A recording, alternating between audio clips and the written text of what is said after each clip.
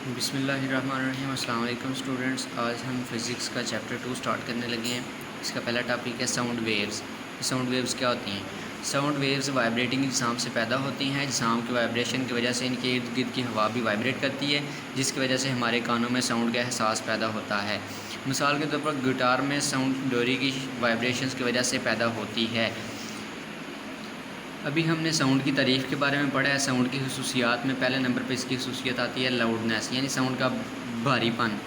Sound کی وہ خصوصیت جس کی وجہ سے ہم بلند اور مدھم ساؤنڈ میں فرق کر سکیں لاؤڈنیس کہلاتی ہے۔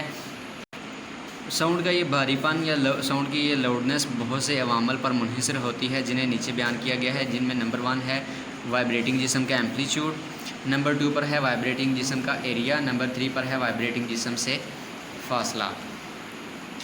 وائبریٹنگ جسم کے ایمپلیٹیوڈ سے ہم شروع کرتے ہیں۔ اس کی وضاحت: ساؤنڈ کی لاؤڈنیس وائبریٹنگ جسم کے ایمپلیٹیوڈ کے ساتھ بدل جاتی ہے۔ اگر ہم ستار کی ڈوری کو شدت کے ساتھ کھینچیں تو اس سے بلند ساؤنڈ پیدا ہوگی۔ اسی طرح اگر ہم ڈرم کو زور سے بجائیں تو اس کی میمبرین کا ایمپلیٹیوڈ بڑھ جاتا ہے، جس کی وجہ سے ہمیں ایک ساؤنڈ سنائی دیتی ہے۔ یعنی جتنا زیادہ کسی وائبریٹنگ جسم کا ایمپلیٹیوڈ ہوگا، اتنے ہی ساؤنڈ جو ہے وہ لاؤڈ پیدا ہوگی، ساؤنڈ کی لاؤڈنیس زیادہ ہوگی۔ نمبر 2 پر ہے وائبریٹنگ جسم کا ایریا۔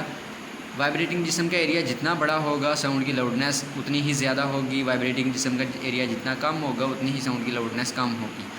ساؤنڈ کی لاؤڈنیس وائبریٹنگ جسم کے ایریا پر بھی منحصر ہوتی ہے۔ مثال کے طور پر بڑے ڈرم سے پیدا ہونے والی ساؤنڈ چھوٹے ڈرم کی ساؤنڈ سے زیادہ ہوتی ہے، کیونکہ اس کا وائبریٹنگ ایریا زیادہ ہوتا ہے۔ کسی جسم کا وائبریٹنگ ایریا بڑھنے سے لاؤڈنیس بڑھ جاتی ہے۔ اب نمبر 3 پہ ہے وائبریٹنگ جسم سے فاصلہ، یعنی کہ وائبریٹنگ جسم سے جو آواز پیدا ہو رہی ہے اس سے سننے والا کتنے فاصلے پر سن رہا ہے۔ لاؤڈنیس وائبریٹنگ جسم سے سننے والے کے فاصلہ پر بھی منحصر ہوتی ہے۔ اس کی وجہ یہ ہے کہ فاصلہ کے بڑھنے سے ایمپلیٹیوڈ کم ہو جاتا ہے۔ لاؤڈنیس سننے والے شخص کے کان کی صحت پر بھی منحصر ہوتی ہے کہ جو سننے والا شخص ہے وہ اچھی سماعت رکھتا ہے یا وہ اس کو سننے میں کچھ مسئلہ ہے۔ جو ساؤنڈ کسی اچھی سماعت رکھنے والے شخص کو اونچی سنائی دیتی ہے، وہی کسی خراب سماعت رکھنے والے شخص کو مدھم سنائی دیتی ہے۔